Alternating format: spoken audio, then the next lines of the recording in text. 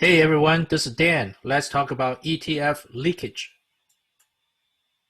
What I'm about to tell you in the next few minutes is that number one, you can lose money very quickly if you hold on to certain ETFs, no matter whether the market is going up or down. And number two, don't pay any attention to the expense ratios published by the ETF companies. Let's start with one of the most popular ETFs in the world, the SPY, which is designed to mimic the movements of the S&P 500 index. I picked the S&P index for 2 dates that are about 1 year apart and compared the SPY ETF values for the same 2 dates. Since the S&P values are about the same for these 2 dates, you would expect the SPY ETF values to be about the same.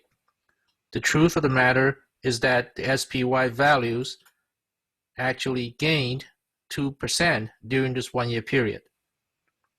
If I looked at the value of 2,630, the S&P 500 index actually crossed that point at least 9 times in the last 4 years.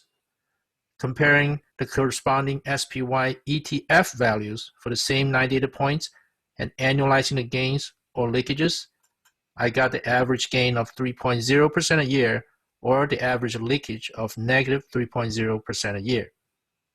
What does that mean?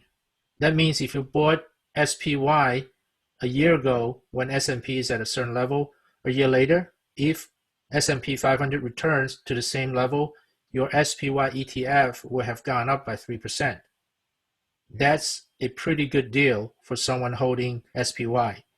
The reason why there's a gain is because I've been using the adjusted closing price of SPY ETF, which includes the effects of dividends paid by the SPY ETF fund.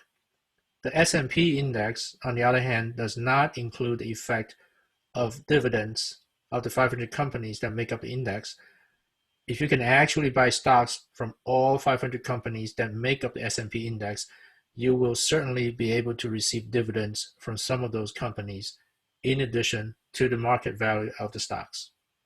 From this analysis, I believe it's pretty good to be holding SPY ETF long term, especially if the market is not going down. Let's look at another ETF that is based on the S&P index.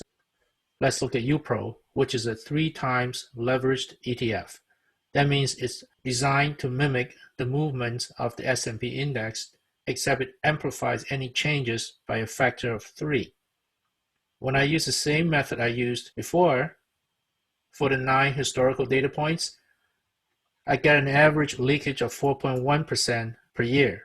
That means on average, if you hold UPRO for a year and if S&P returns to the same point after a year, you will on average lose 4.1%.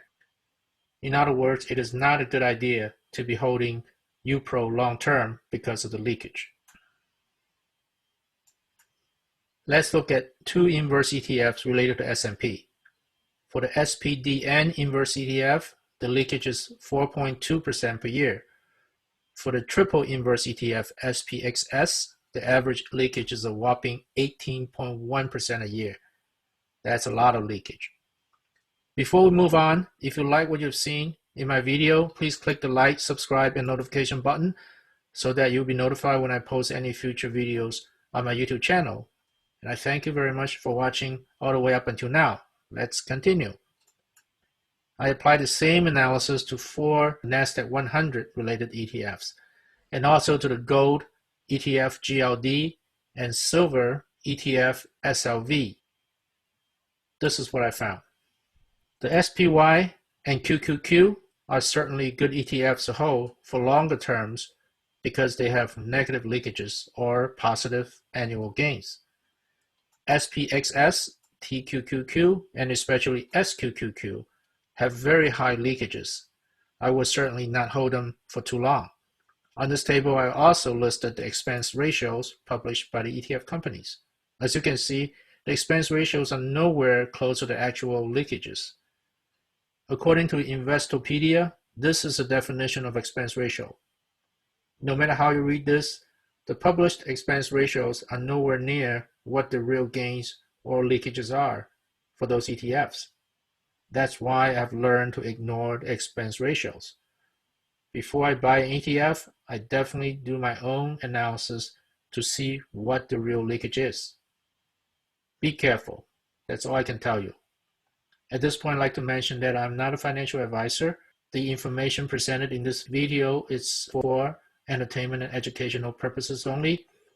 Before you make your own decision about buying or selling stocks, you should certainly consult with your financial advisors.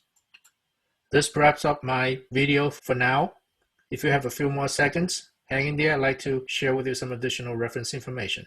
In the meanwhile, I'd like to wish you the best of luck with your financial investments. If you wonder when the market is going to crash again, check out a video on this topic in my playlist. The following is a list of the analytical tools I use and the information I look at every day to develop my investment strategies.